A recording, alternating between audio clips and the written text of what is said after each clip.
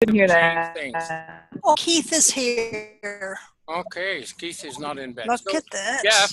Jeff and David, we could not hear. So you may have to make some changes. I'll come back to you later. Okay. We'll do some. Or you're going to get in there somehow. Good, we'll get back to that. Jim Kenyon. Yeah, Jim Kenyon in Whitehorse, Yukon, and soon I think to lose my status as the newest member. All right, thank you. Yes, Kitty.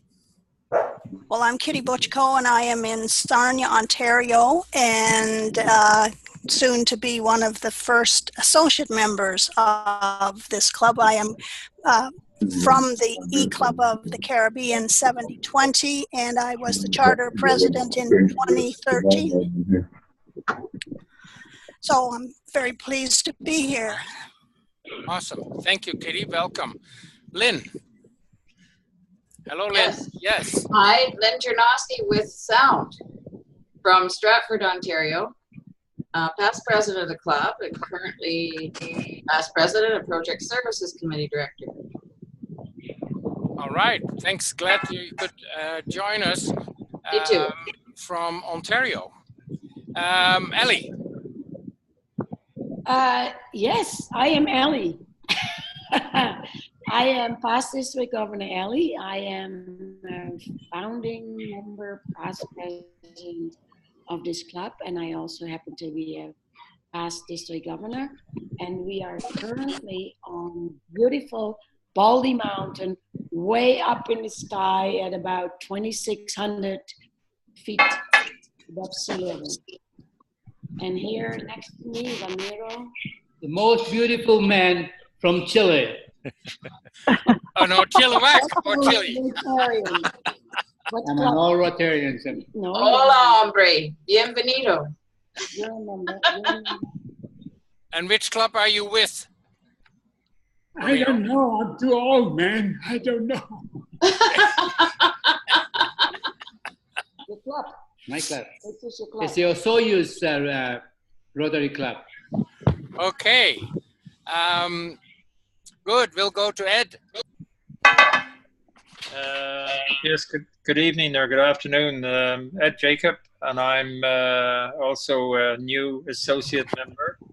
I'm living and calling from just outside Chicago, and very interested to learn more about your club and to be a member of it. All right. Awesome, Ed. Fantastic to have you on board. Thank you. Bruce. I'm Bruce. I'm the Prez. That's all he has to say. Quick and dirty. Doug Dyer. Thank you, Peter. I'm a charter member of this club, past president. I'm currently on the lovely island of Bequia in the Caribbean, and soon to be moving on from here. Thanks. Glad you could make it. Keith, Yeah. where are you today? I wish Doug would start paying his bills so he could stay in one place. I'm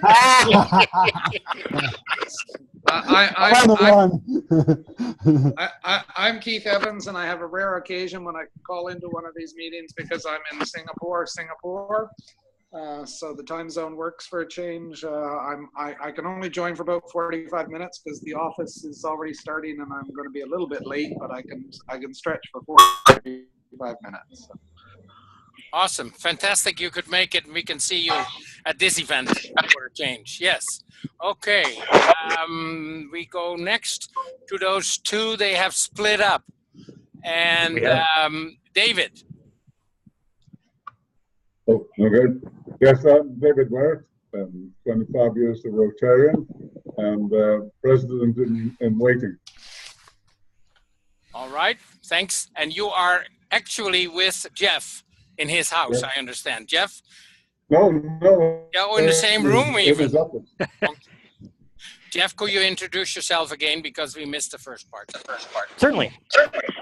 My name is Jeff MacFarlane. I've been a Rotarian for about 14 years.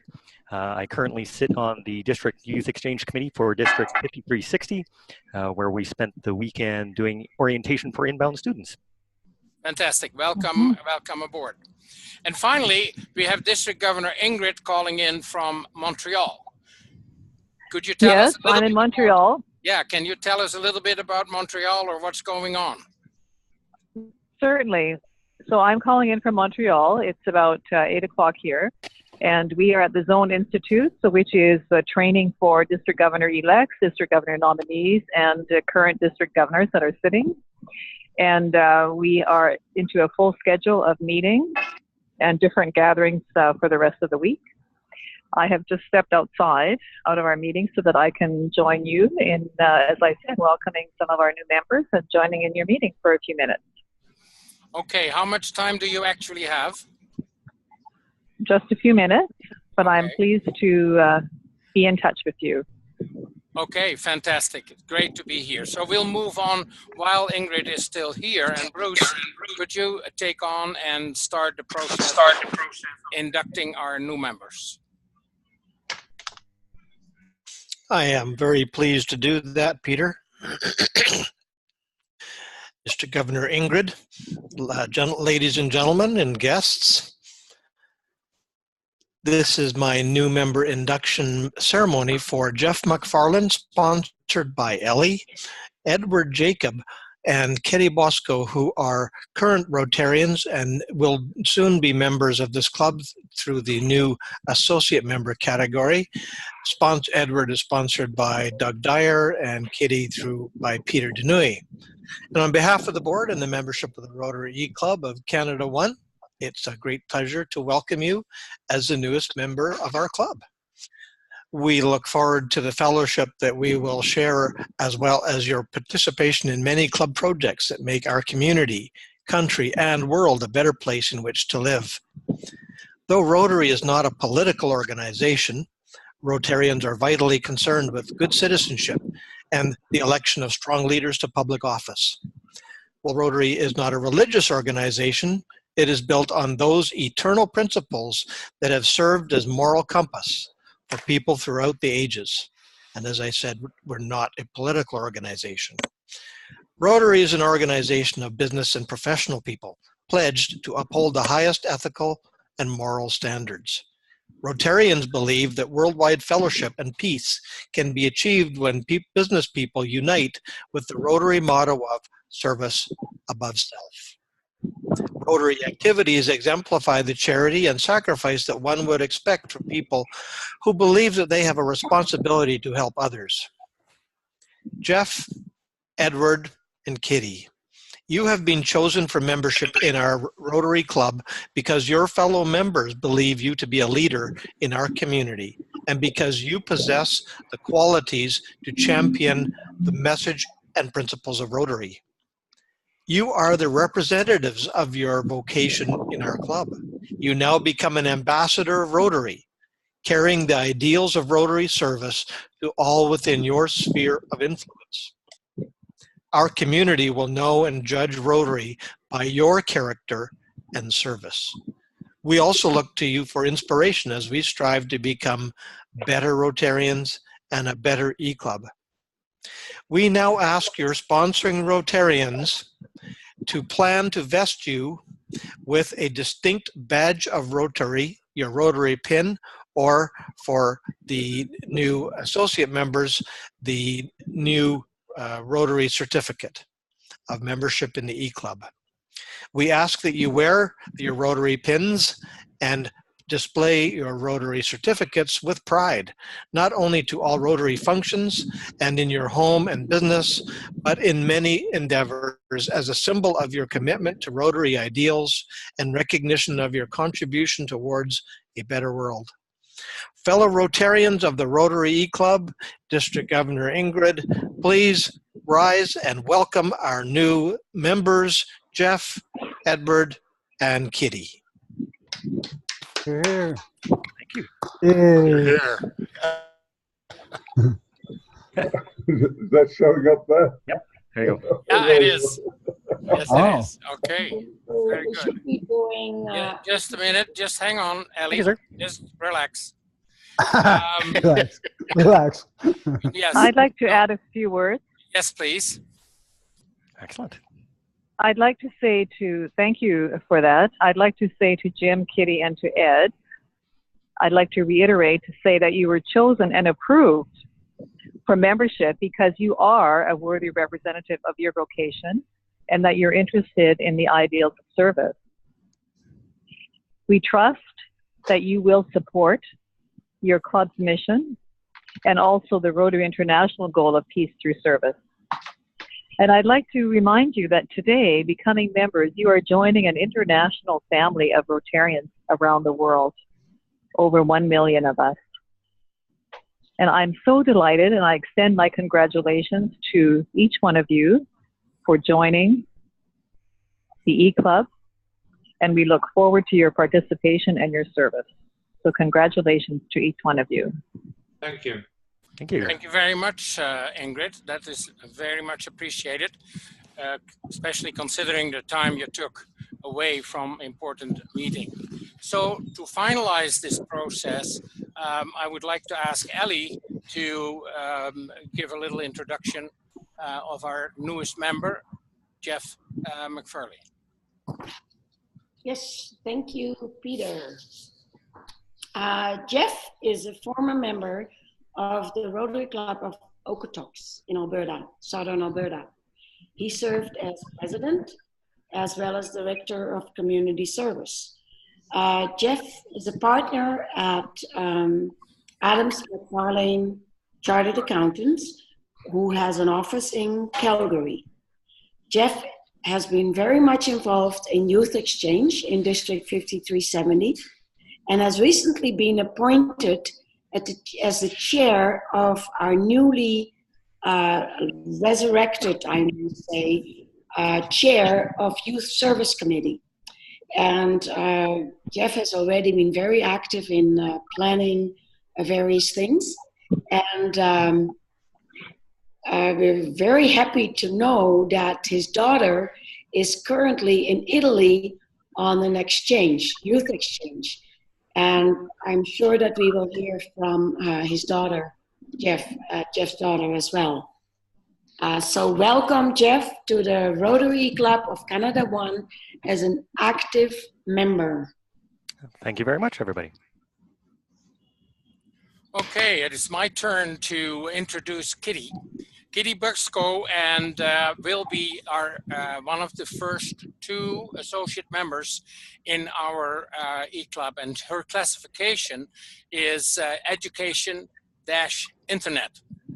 Kitty is currently a member of the E-Club of the Caribbean District 7020. She was inducted, joined Rotary in 2003 into the Rotary Club of Parry Sound, and in 2007 she became a member of the Rotary Club of Anguilla. Kitty spends half the time in Canada and half the time in Anguilla, and subsequently she became the charter president in 2013 of the E-Club of the Caribbean District 7020. Kitty is very active in both the clubs that she has been involved in and the newest club that she had.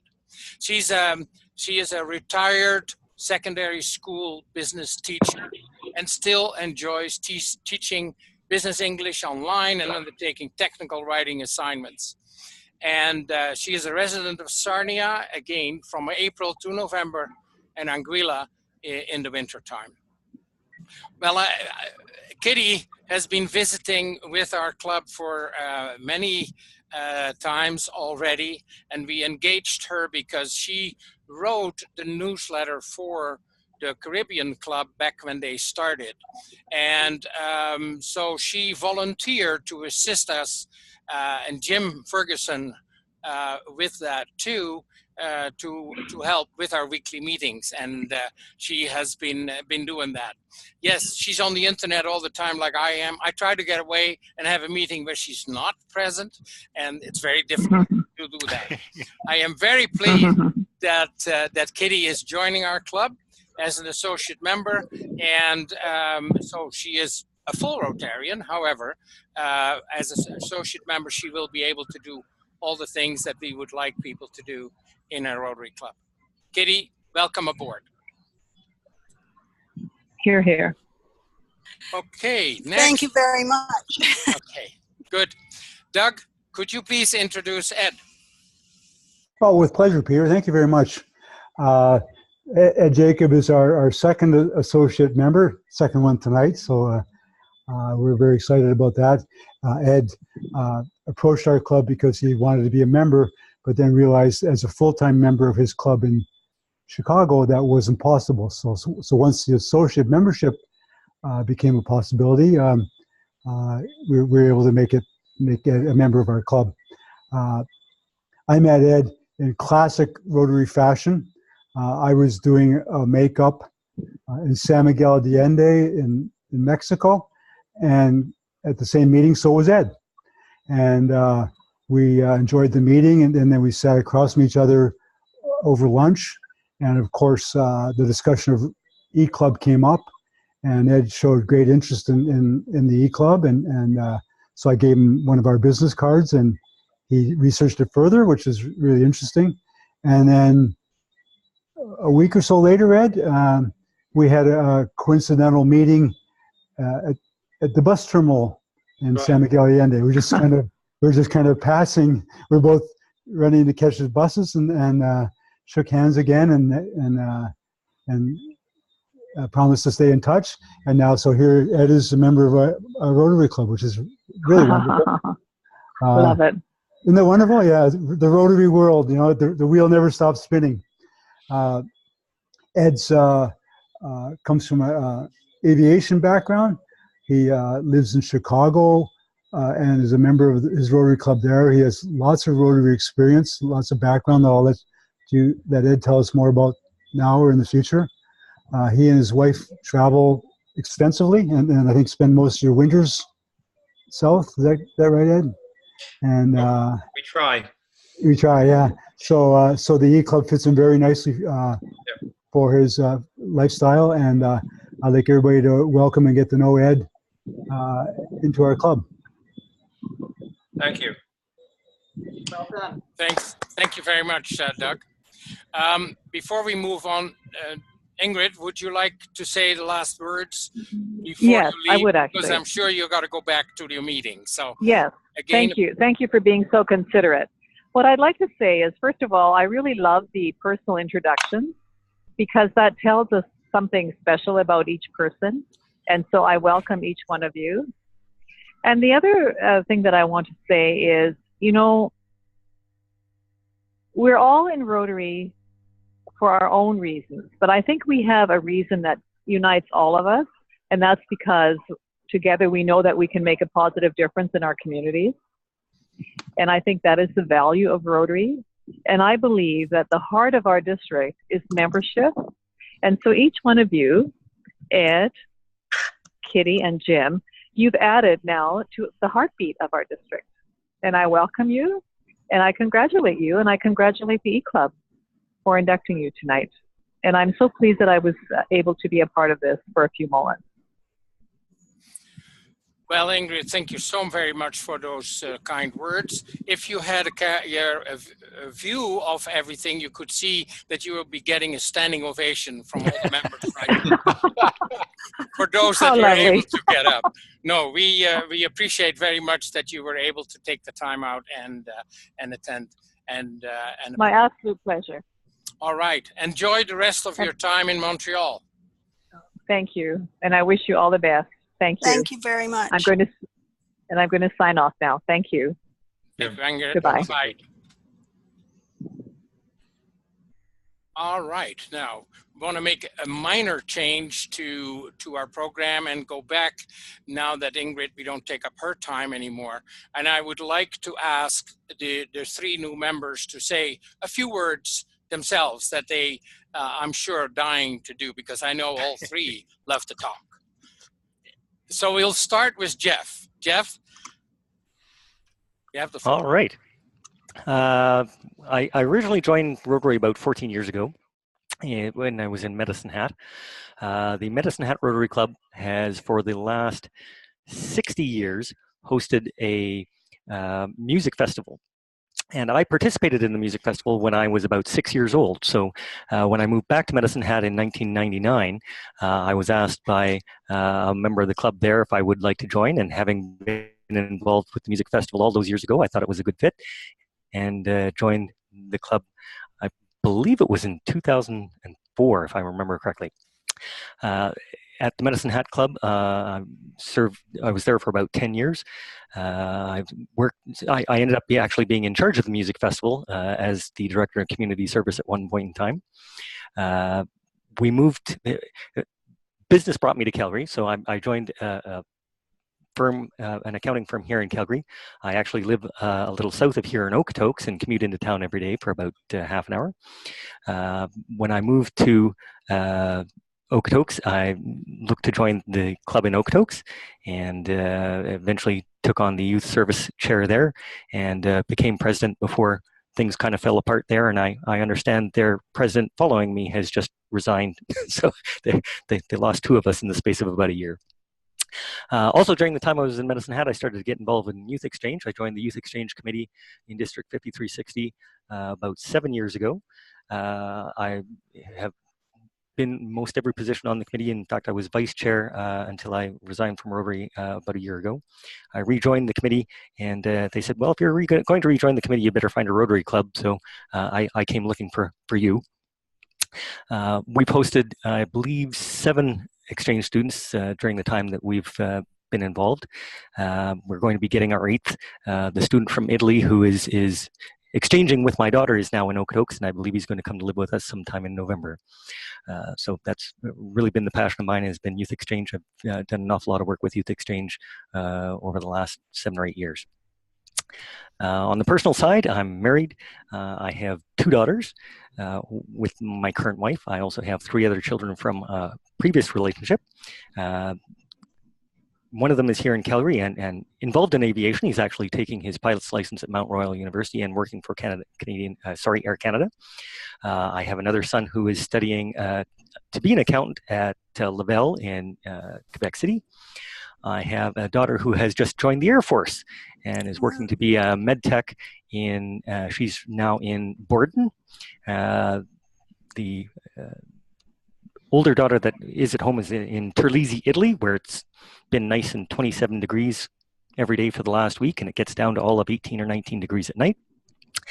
And the youngest daughter is just started grade 10 and is looking to apply for exchange here in the next month or so. Wow, very good. Fantastic. Thank you. Thank you very much, Jeff. We know a little bit more of you, and eventually when you'll do your classification talk, we'll get more extensive information too. Kitty, could you say a few words about yourself too? Well, thank you very much. I am not going to go into so much detail, but I'm from Sarnia. I was born and raised in Sarnia, and in 2002, I moved up to Parry Sound. My husband had died in 1996, and I needed the move, and I moved up to Parry Sound, joined the Rotary Club of Parry Sound, and I was welcomed in immediately to do the newsletter. So I did that for a number of years.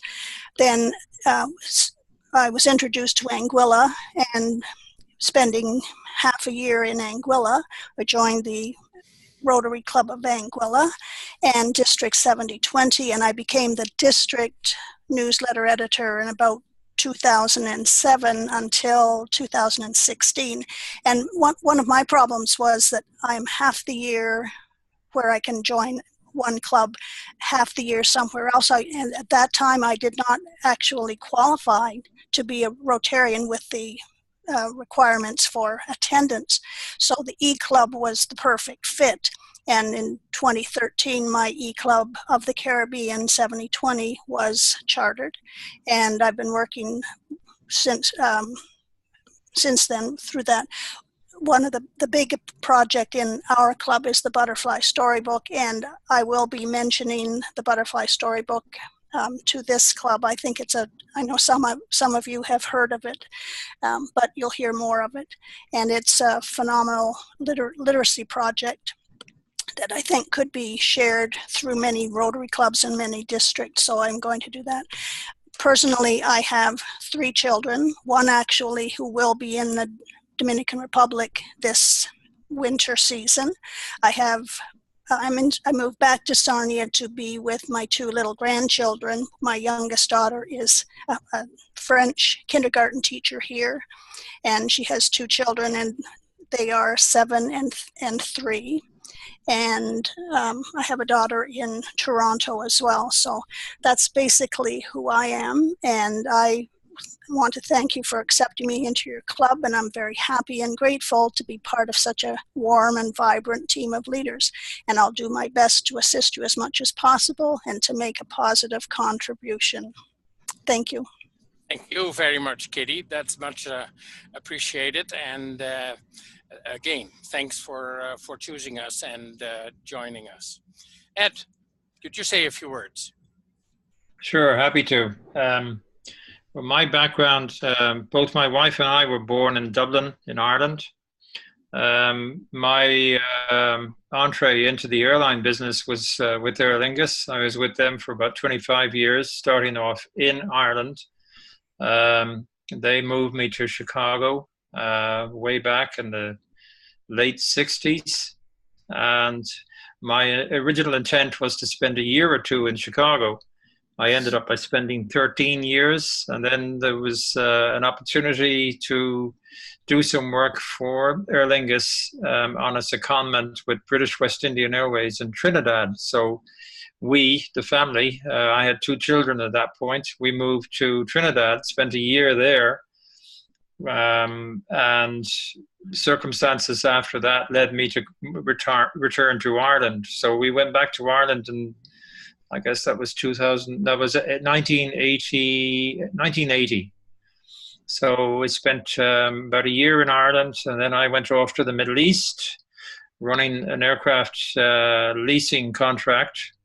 Spent a year there, back in Ireland, and then the early 80s were not a good time to be in Ireland. Economically, it was long before the Celtic Tiger, and unemployment was fairly high. I was looking at the possibility that both of our children who had been born in the United States were going to complete their schooling and return to the States. And we said, well, why wait for them to move? Why don't we all go back? So we came back in 86. I went to work for a new startup airline, and 6 months later, it went bankrupt. So I was just out of work for the first time in my life. In 89, I joined American Airlines. So I was running the hub operation for them at O'Hare, and continued in various capacities with them until I retired about 5 years ago. I started doing some consulting, which led me to all sorts of opportunities, which I'll go into at some other point. So I always had an interest in Rotary, and my friends at O'Hare always wanted me to join, and I said, no, I can't join, I travel too much. This was before e-clubs. And so when I retired from American, they said, well, now what's your excuse? I said, okay, I give up. So I joined them. And that was about 5 or 6 years ago. So my interests went beyond Rotary. I also belong to the local St. Vincent de Paul Association here. I also have some other involvements with an organization called AVIEM, A-V-I-E-M. It'd be worth looking them up. AVIEM International is dedicated to ensuring that clients, customers, corporations are prepared to deal effectively with what may be the worst day in their company's history. It comes out of work that I did with American, where I was one of the volunteers that responded anytime there was an accident. So working with the survivors, if there were any, or with the families of those who died. So it's been interesting work, and I've continued on with this organization, providing that sort of support. And it goes way beyond airlines, railroads, cruise lines, et cetera, et cetera. And I can give you more information on that later on. I'm just sort of giving you the thumbnail sketch here. Ellie asked me to become involved in the Amigo project, and I'm happy to do that. So I'm learning a little bit about that. And obviously we'll talk more about that in future meetings.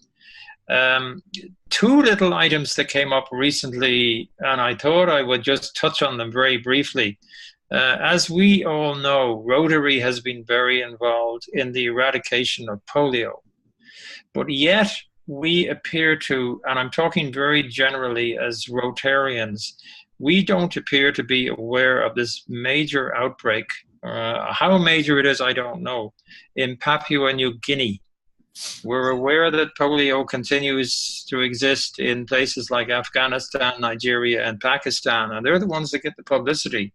But this is a new one and a new strain that's popped up in Papua New Guinea. And it happened a couple of months ago. And I've been trying to find out a little bit more about it, because to me, it's sort of scary when you've done so much work as an organization on polio to have this pop up someplace else and you're within an arm's reach of eradicating it. And the other thing that I thought I would mention today, and I'm still checking into this, but this is sort of, I trip over things like this. I find them very interesting and I try to learn more about them. But a doctor in Bangladesh has found a way of treating infants, young children with pneumonia. And basically it is like a CPAP machine, except it's using shampoo bottles. The total cost for these things is like about $1.50. And it's been getting attention of the World Health Organization and other organizations.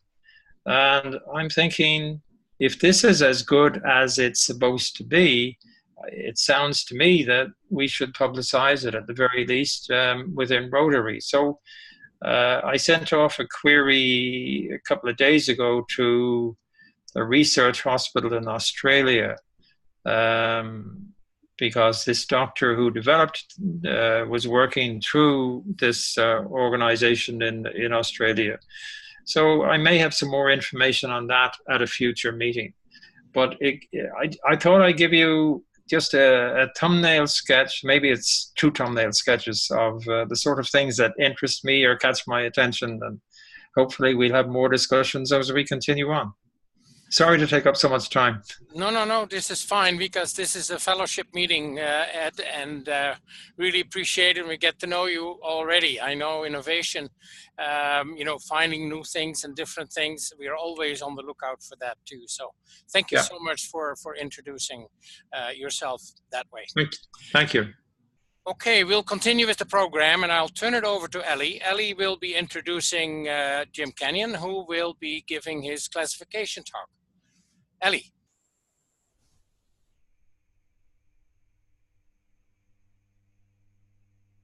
Ellie's muted. You are muted, Ellie. Yeah, okay. I know. I was ready to introduce Jim, and then I get a message from Peter that he will be introducing Jim.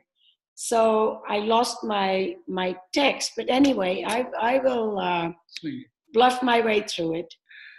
Yeah. So Jim actually is a former member of a Whitehorse club, one of the clubs in Whitehorse, and because I don't have my notes here, I don't remember exactly, but I'm sure Jim will tell us that. He has a bio that is that will take up a few days to discuss, and hopefully Jim has condensed his classification talk, because for some of us in 26 minutes it will be dinner time or happy hour time or maybe bedtime. So but Jim will tell you a lot more about his life, his experience as a veterinarian and a university graduate. We were very pleased to see Jim who has made the effort to fly to Vancouver when our West pod came together. And actually for Ramiro and I, it took a longer time to drive from Osoyoos to Vancouver than it took for Jim to fly from Whitehorse. So I'm looking forward to hear Jim's classification talk. Jim, you're on.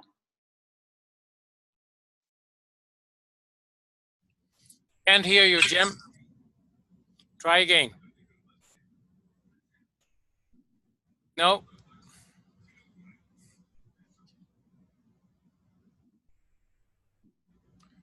No, this is obviously politicians that know when to shut up at the wrong time. Can't hear you, sorry. Oh. It was working fine earlier. Yeah, something is happening. Try again. Now is that on? Now you're on. I unplugged it and replugged it in again, so I guess that sort of works. Great, thank you. First of all, Ellie, thank you very much for my classification as surgical research. I was kind of afraid that I was going to be defrocked politician, and which would also qualify. The thumbnail sketch, sort of. I was born in Western Massachusetts, close to the New York border. We paid taxes to Boston, but we shopped in Albany. And then at 14, I left home and went to a high school private high school in Boston. So I usually just tell people I'm from Boston. It's a lot easier than getting too involved. And we were always told to apply to 5 universities from high school. So I picked my 5 and I got into 4 of them, but I kind of liked the University of Hawaii, but my parents weren't at all impressed with that choice. So I ended up at Purdue, affectionately known as Purdue, and got a little bit sidetracked there because I ended up taking a part-time job as a radio announcer. And after my roommate, who was on the AM side, got fired for the 3rd time in 2 weeks, I was offered the job after I discovered that we had a 2-hour reel tape and a pile of jazz things. And as the operator, I was supposed to run this as if the operator were in the studio. Unfortunately, he was not, and he was in Ohio. And so my direction was to do what I can. So I ran a 2-hour radio show as if he was stuck up on the tower changing a light bulb. And so I had these one-sided conversations with him. So eventually I got hired and offered a full-time job, which was great, except A, I decided I did not want to be a radio announcer. But also, that was not going to be my thing. But I also managed to pretty well flunk out. So I actually went to the Dean of Men and told him that, I wanted to solve his problem. And he said, well, what's that? And I said, well, as the Dean of Men, you don't want to lose another one. So why don't you just show me as withdrawn? And he laughed and he agreed. From there, I went to Wichita with VISTA, Volunteers in Service to America, which is the Domestic Peace Corps, if anybody remembers that one. And the bumper stickers all over the place were "Why Wichita?" which I thought really summed up the town. It was a very, very strange town. And then from there, I took a job as a surgical research technician in Toronto because I had some summer jobs at the Angel Memorial. Know that one.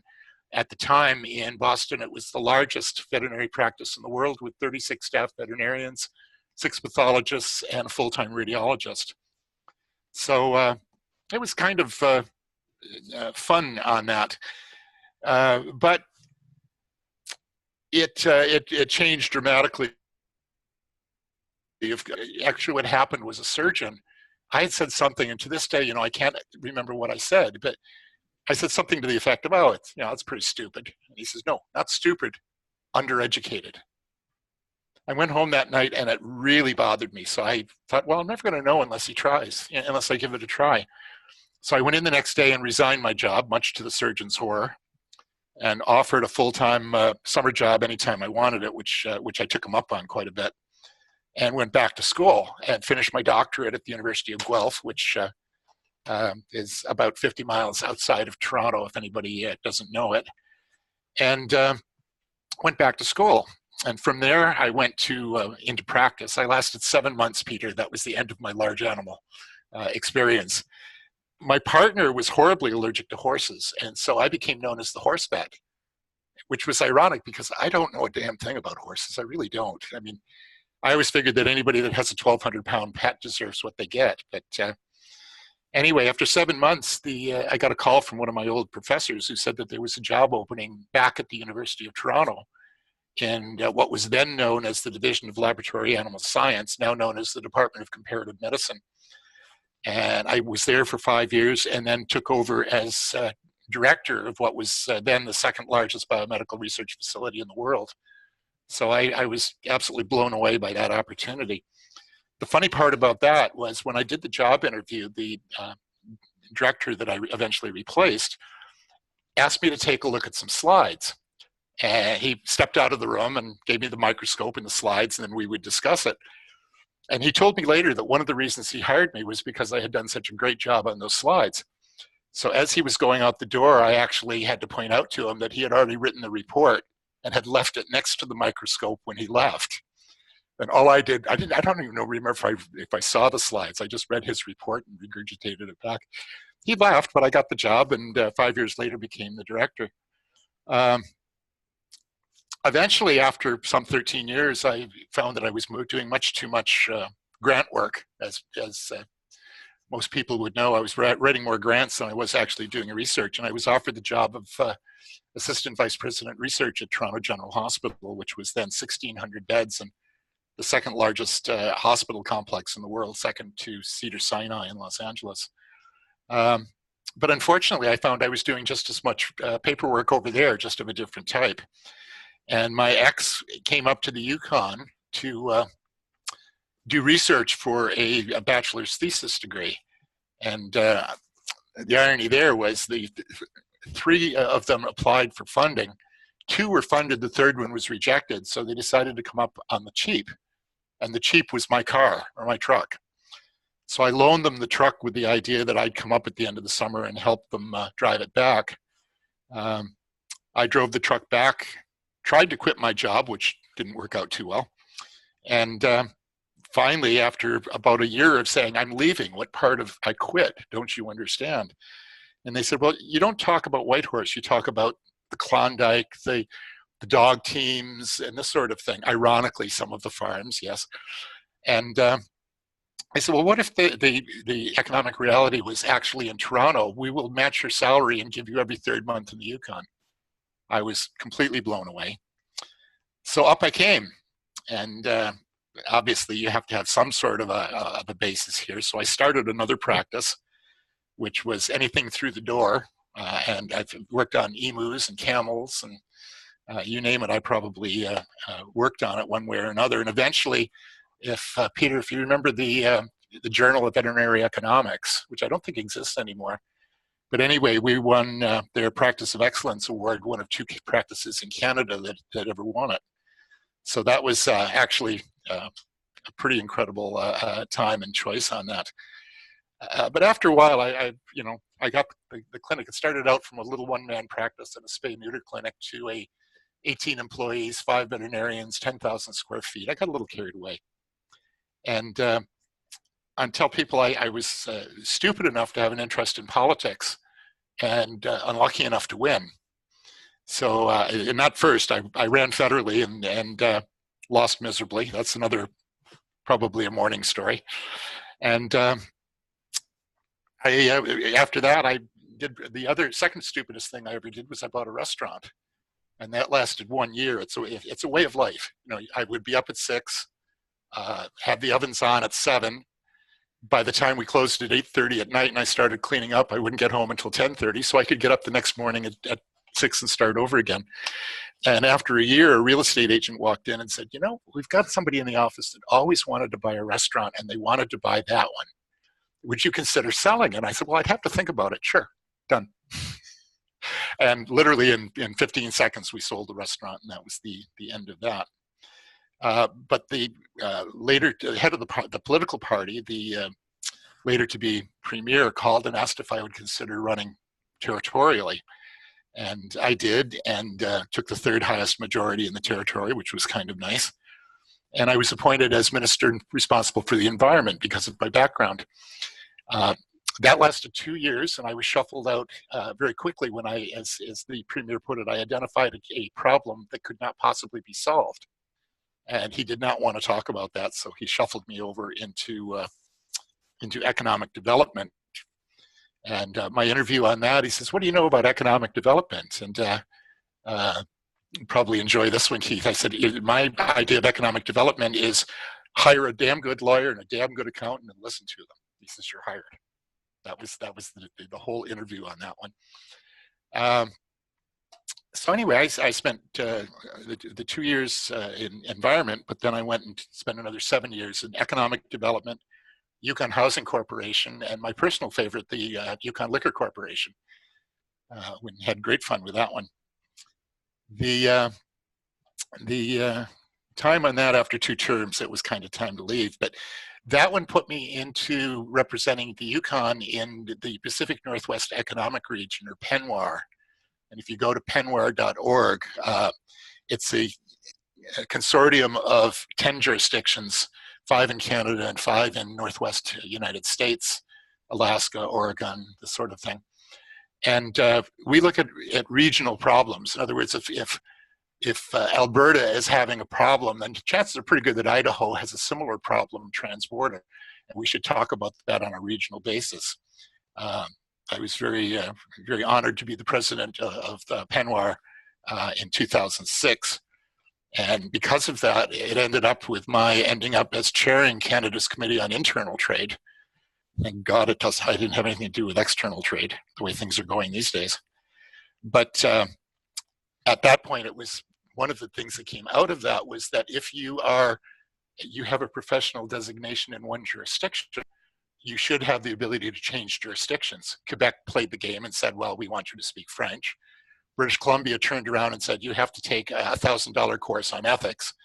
But they had to take you in as a member. And I remember getting into a discussion with somebody in British Columbia on that, and they finally said, well, are you really sure about that? And I said, well, considering I'm the one that signed the papers as the chair and sent it to Parliament, I'd say, yeah, I'm reasonably sure that. And they finally backed off, and I moved on that. It was an interesting job because what happened was I ended up not only the portfolio that had the highest traveling component. For instance, I've had 16 trips now to China, 2 to Japan, a couple to Russia. The one to Russia, I heard in a meeting that I was being sent to Russia. I had to go back to the premier and ask if that was a one-way ticket or a two-way ticket, and he assured me it was two-way. But anyway, we ended up in Khanty-Mansiysk, if anybody knows the area. 60 or 65% of the oil production in Russia comes out of Khanty-Mansiysk. And as a result, it's very much, I think, what Russia wants Siberia to look like, not necessarily what the rest of Siberia is. So it was a fascinating trip, but it wasn't really Siberia as such. And it certainly wasn't because of us, but ironically, that weekend that we had the meetings there, the St. Petersburg Ballet came in with a full orchestral version of Swan Lake. And they gave us tickets, front row tickets to this, and that was just quite incredible. I've been a Rotarian for about 20 years. I guess it's a little over 20 years now. For anybody who doesn't know about it, I'm the longest serving president-elect in the history of Rotary International. I spent 16 years as president-elect. The district 5010 was absolutely insistent that each club identify the president-elect for the next year, almost a year in advance. Well, our club was all of 16 people, and most people had already been president-elect several times. And so they would always put my name on it. And then at the last minute, they'd switch to somebody else. And so it got to be rather funny. I get the most amazing emails still from all over the world as president-elect. And I hate to tell them that, no, that's not quite the way it worked. One of the things that really hit me, and out of some of my travels, which I'll get to in a sec, but there's very much a difference between being a member of Rotary and being a Rotarian. I've been a member of Rotary for 20 years, but I really have been a Rotarian for about the last 5 or 6. I got involved with what's called the Rotary Dream Team. And if you go onto YouTube and just do a quick search on Rotary Dream Team, you'll find all of our stuff on there. Sanjeev Saran, who's one of the 2 organizers out of the Rotary Club of Delhi Megapolis in New Delhi, he's also quite the videographer. So he does all of these things every year and has quite a background on that. And on one of our weekly meetings, I'll put something together Ellie for that and show some of the things. I also just got the update on this year's Rotary Dream Team. I sort of swore after having done it 5 consecutive years that I would only go if there was a good tourism part of it. And the team is heading up into Nepal. So unfortunately, I think I'm going back. And now I'm getting emails from everybody that I've been over there with saying, are you going? Are you going? And it's the most amazing collection of people. Last year were 2 dentists from Mexico, Bruce. The little mouthwash cups that dentists use. We had a lot of time on buses moving around, and they pulled several sleeves of these little plastic cups out. We thought, well, what in the heck is this? And then they pulled out 4 bottles of tequila. So we had very nice bus rides all over the place. But what had ended up with that, the place that we were at last year, the local help were mostly women, mostly young girls, some of them mid-teenagers, and many of them working in the rot piles barefooted. Some of them had these old ratty sandals, but for the most part, they were barefoot. The 2 Mexican dentists decided this was not acceptable. I still have no idea how they managed to get somebody to drive them an hour or 2 off to the nearest place that had anything. And they came back with a car full of shoes and sandals and stopped the damn proceedings and pulled everybody out and said, okay, here. And they gave them all to the women. As a result, the last day that we got there, they all pulled us out and said, no, we're not building a dam right now. And they dragged us over about a half a kilometer to their little village. And we went in, we got to pet the water buffalo. We went through all of the houses, living rooms, bedrooms. We were just treated like royalty in that little village. And it's a way to see India that you would never ever have a chance to get involved in. One of the funny things on one of the first trip that I went to, because there's always a little bit of a tourism aspect to these Dream Team trips. And we were dumped off in Dubai for 3 days the first year, and not dumped off. They always, one of the organizers owns a very, very high-end travel agency in Delhi. And so he not only puts together the global grants that we work under in the travel, but he also arranges it's all escorted. It's just an incredible way to see the country and with a group of Rotarians. District 5010, Alaska, Yukon, has done India trips. But they go over, they do 1 day of NID, and then they run around and meet Rotarians. And that's a very nice trip, but I wanted to actually get involved and do some work. So when we got put in Dubai, and of course in Dubai, everything is the biggest this or the largest that, we went to the largest mall at the base of the world's tallest building. And the only part I didn't, there's a ski jump in Dubai, if anybody doesn't know that it's actually ski and snow. And a group went over there and they asked me if I wanted to go. And I said, no, I see enough snow at home. I don't want to see any more snow in Dubai, thank you. But we wandered this mall, massive mall. And it was a fellow from Marietta, Georgia, and one from Casper, Wyoming. And after about an hour, the guy from Wyoming said, I'm going to be a Westerner. He says, I want a coffee. So we went down into the food court area of this, which was massive. And there's 2 people at this shop and 2 people at that shop, but at the end there had to be 25 people behind the counter. They had to be 100 people, and there's all sorts of things. And the guy says, I don't know what that is. He says, but I want it. So we went down, and I bet everybody can guess what the sign over the counter said: Tim Hortons. So when I got back, I shipped a couple cans of Tim Hortons coffee down to these 2 guys and have a little bit of fun with that. But 2 years ago, last year we were in Udaipur in southern Rajasthan and Mumbai, and we toured some of the facilities where the old James Bond film Octopussy was filmed, and we took a boat ride out into the bay in Mumbai and such. The year before we were in Sikkim, which is joined India in 1995. It was an independent kingdom up until then, and I think bordering on basically Nepal, Bhutan, Tibet. And given what's happened in Tibet, they wanted to give some protection. So at least that's my theory. They joined India. We had to land in West Bengal because there's basically no place in Sikkim that you can land. There's very few places that you could even land a helicopter. And one of the Rotarians from the States had retired from the U.S. Army Artillery Corps for 26 years. And it shows, you know, the background that people have. All he could talk about was how difficult this would be to invade. So we got, like on the bus, we got marvelous lectures about invading Sikkim, and then ironically, the only person in the group that got sick was him, and he's a physician's assistant, which made it even stranger. But if anybody's interested in this, I'll send it all out, and we'll see what, if anybody is interested in joining. I can't recommend it highly enough. The two things I wanted to put in there when I talk about my profession, my background in comparative medicine, probably the best example, I can think of a few, more than a few, but the best example was during World War II. Yellow fever was a huge problem in the South Pacific. It was just a major, major problem for the US troops. So they took all sorts of biological samples and shipped them back to New York University, ironically to the guy that I replaced when he was but a youngster, so to speak. And they put these agents into a mouse colony, and all of a sudden, all of the mice started dying.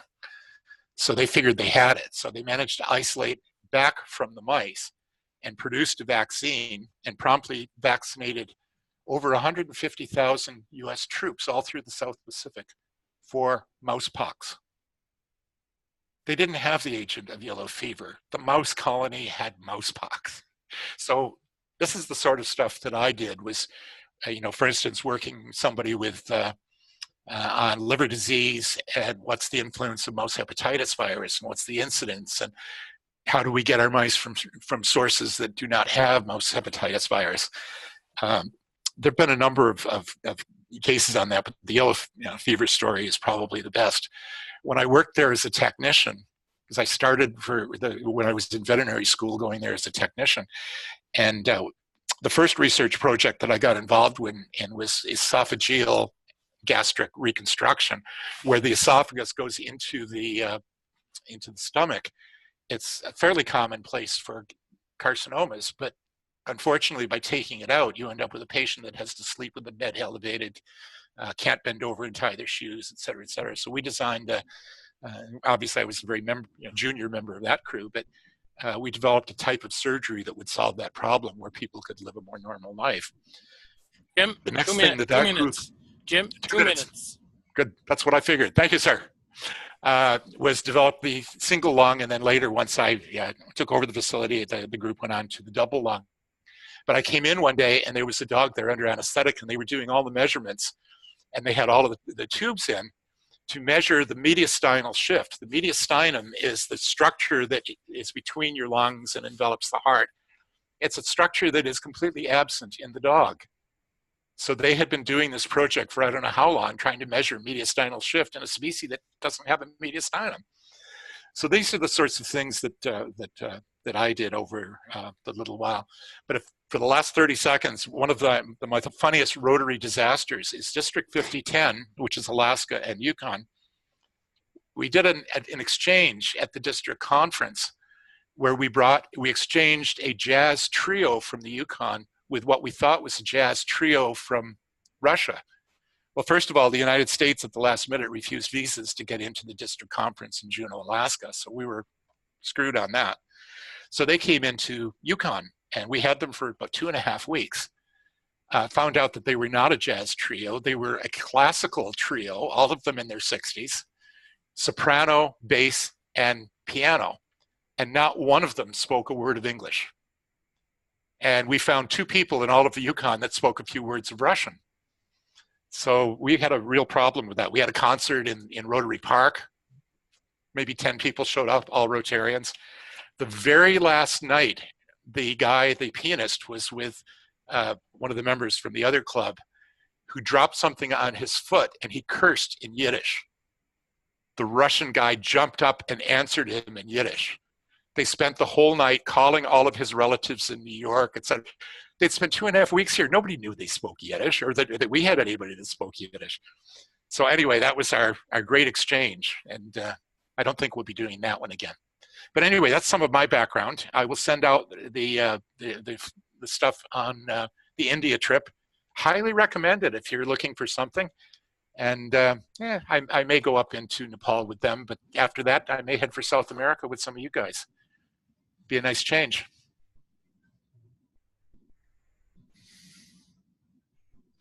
You're muted, Ali.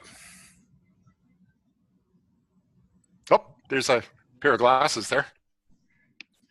Go ahead, Ali. Just joined in. That looks like Vicky, maybe. Vicky is here, yes. Oh. Yeah. Well, There you go. Hey. Quite an interesting classification talk, Jim. Wow. At least it's not defrocked politician. Thank you. We're starting to get towards the end of our program. We tried to keep it in 1 hour, but I have a feeling that we may have some questions. Is anybody like to ask Jim some questions? Oh, I think Vicky has 4. At least. Hello, No. Vicky. The time has changed. I screwed up again. Where are you, Vicky? I'm in Guatemala. But, Oh, well, that's, hey, you can screw up all you want. Good for you. well, I've done it many times, but no, I've been sitting here since 6 o'clock, but I've been working on taxes, and so I thought I was going to be right on time. And my sympathies. It's recorded, Vicky. It's recorded. That's okay. I have no Are there any questions from Jim? Yeah, I want to reiterate, what is your qualification now? What exactly did you make him, Ellie? Surgical research retired. Surgical research. Retired. Yeah, but you come up with all the different things that are great research that is useless, or not? Yeah, well, no, it's not useless. I mean, but we're the ones that worked in the background and keep people from making stupid mistakes. Oh, it's awesome. Great stories. That was a lot of fun. It was a good career. And I tell people I'm not retired. I am creatively unemployed.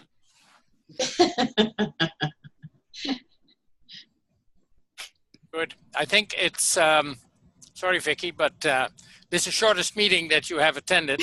Yeah, really? I'd like to. She gets credit for it, though. I just not get 20 minutes. It has to be a minimum of 20 minutes. Well, I could stay here after you all leave. Yeah. I can do it all again. No, my brain's just a bit fried, so. I'd like to thank everybody for coming, for attending, and again, welcome to Katie, Ed, and Jeff into the club. And Jim now is completely into the club now that he has told his classification talk. So no, I really can't work. Thanks very much. We will, I will process it. It will be recorded. We'll take the classification talk out and put that, as a separate link on our website as well. So we'll take care of all that. Have a great rest of the night, and see you next time, maybe Thursday. For sure. Well, maybe see you Thursday. And hopefully on time. I'm still trying to figure out how I went from a 7 a.m. Tuesday meeting to a Thursday morning 7 a.m. meeting. I didn't do well on that one. Yeah. Great meeting, everyone. Welcome aboard. Have a good day. Thank you. Thank you. Congratulations, everyone. Great work, Ellie. Good night. Night. Good night, everyone.